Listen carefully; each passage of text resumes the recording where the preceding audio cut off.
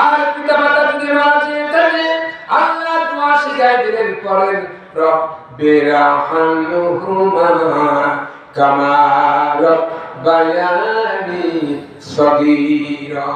আয় আল্লাহ তাআলা আমাদের পিতা মাতা মাদের কষ্ট করে লালন পালন করেছে, তুমি আমাদের পিতা মাতাকে রহমতের কোলে উঠায় না। ভালো হতো না? পিতার চাইতে মায়ের মর্যাদা আল্লাহ পাক বেশি দিয়েছেন। আমরা পিতা আমাদের পায়ের তলে জুতা আর মাদের পায়ের তলে সন্তানের জান্নাত। জোরে বলেন ঠিক কিনা? এই জন্য অবহেলিত মা যারা আছেন মনোযোগ দিয়ে শোনেন।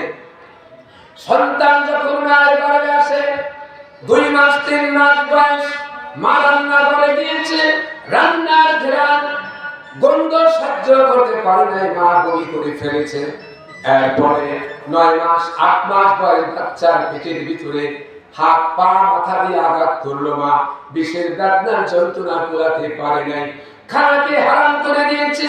প্রচন্ড শীতে লেপ মুড়ি দিয়ে ঘুমিয়েছিল, লেপটা ধরে সরাই দিয়ে একবার দাঁড়িয়েছে একবার বসেছে, আরাম কোন প্রকারে পায় নাই। 10 মাস 10 দিন যেদিন পূর্ণ হয়ে গেল, ডেলিভারির কেস শুরু হয়ে গেল, সন্তান ভূমিষ্ঠ হয়ে গেল। আল্লাহ বলে বান্দি রে 10 মাস 10 দিন পরে তোর কলিজার টুকরা এসেছে, নিজের ধার ফিরায়া একবার তাকায়া দেন। বান্দি যখন মা যখন নিজের ধার ফিরায়া সন্তানের দিকে তাকায়া দেখে, তাকানোর সঙ্গে সঙ্গে 10 মাস গর্ভধারণের কষ্ট আর ডেলিভারির কষ্ট আমি আমার বান্দি কলিজা থেকে মুছে ফেলে দেই। কি বলে? সেই নারী জাতি অবহেলিত। আজকে একটা মেয়ের বাবা অত্যাচারিত হচ্ছে, মেয়ে জন্ম দিয়ে বেকুবি সাজতে। ধরে বলেন ঠিক কিনা? আল্লাহ রাসূল বলেছেন যার 3টা মেয়ে থাকবে আদব কায়দা দিয়ে ইসলামী তরবিয়তে শিক্ষা দিবে, জান্নাতের ভিতরে রাসূলের সাথে ওই 3 মেয়ের বাবা পাশাপাশি অবস্থান করবে। সুবহানাল্লাহ।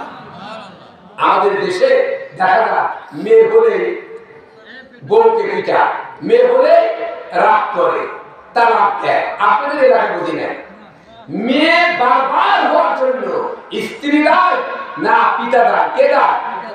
কেউ দায় না। মেয়ে বেশি বেশি হওয়ার কারণ, ছেলে বেশি বেশি হওয়ার কারণ, না হওয়ার কারণ তাকে আল্লাহ দেয়। মেয়ে এবং পুরুষ কাউকে 1টা 2টা, কাউকে 5 10টা, কাউকে কিছুই দেন না। দেওয়ার মালিককে, না দেওয়ার মালিকও আল্লাহ। সেই মা বোনদেরকে বলবো, সেই মা বোনের যখন মেয়েদের বিয়ে শাদী হয় তখন যৌতুক ছাড়া কেউ বিয়ে করতে চায় না। ছেলেও চায় না, ছেলের বাবাও চায় না। ঠিক কিনা?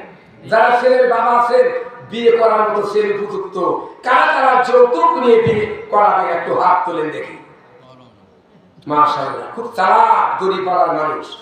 দড়ি পাকাতে পাকাতে পেশায়া শক্ত হয়ে গেছে, চালাক হয়ে গেছেন। আপনারা বুঝতে পারছেন আমি কি বলতে চেয়েছিলাম?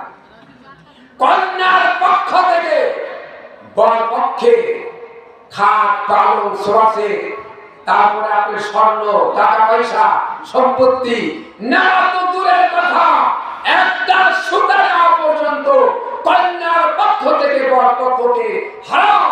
জোরে বলেন কি? হারাম। কেউ টাকা নিয়ে বিয়ে করবেন না, যৌতুক নিয়ে করবেন না। আর মা বোনদেরকে বলবো আপনারা পর্দা থাকেন, নামাজ পড়েন, কোরআন পড়েন, মেয়েদেরকে পর্দা রাখেন। অনেক মেয়ে স্কুলে যা, কতগুলা বকাটে ছেলে আছে পিছনে রাখে। জোরে বলেন ঠিক কিনা? বোরকা পরে হিজা মেয়ের পিছনে কেউ ইস্টিস করার মতো সাহস পায় না। আপনি দেখবেন বোরকা পরে যদি কেউ মার্কেটে যায় তখন কর্মচারীরা বলে সালাম আলাইকুম, খালাম্মা, চাচি আম্মা, কেমন আছেন, বসেন, চা খান, আদব নিয়ে সম্মান দিয়ে কথা বলে। জোরে বলেন ঠিক কিনা? আর যখন আপামনি লিপস্টিক দিয়া হাতা কাটা ব্লাউজ পরে, পরাও যা না পরাও তাই পরে যখন যা, কর্মচারী মিষ্টি হাসে, আপামনি এত দেরি করে যদি আমাদের এখানে আসেন আমরা চলবো কেমনে? পুরুষ গেলে যে শাড়ির দাম 1500, আপামনি গেলে তার দাম 2800। কি বলেন, জোরে বলেন, ঠিক কিনা?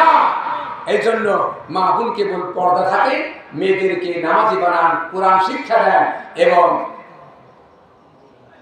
মা বোনদের মেয়েদেরকেও পর্দা করে। আর ওই যে মেয়েরা যারা বেপর্দা স্কুলে যা, কলেজে যা, যুবক ছেলেরাও সহ পিছিয়ে পিছিয়ে লাগে। এখন তো আগে আপনার চিঠি দিলে 15 দিন, 20 দিন, 1 মাস পরে পাইতো নাও পাইতো। এখন মুহূর্তের ভিতরে, মোবাইলের ভিতরে, সেকেন্ডের ভিতরে খবর নেওয়া যায়। জোরে বলেন, ঠিক কিনা? তুমি কোন জায়গা? অমুক জায়গা বলে বাড়ি থেকে কিছু আনছো, বলে হ্যাঁ মা সোনা দানা যা ছিল টাকা পয়সা সব নিয়ে আসছি, আমি স্কুলে আসছি, তুমি ওই জায়গায় থাকি কুবের মোড়া, আজকে তোমার সাথে আমি চলে যাব। জোরে বলেন, ঠিক কিনা?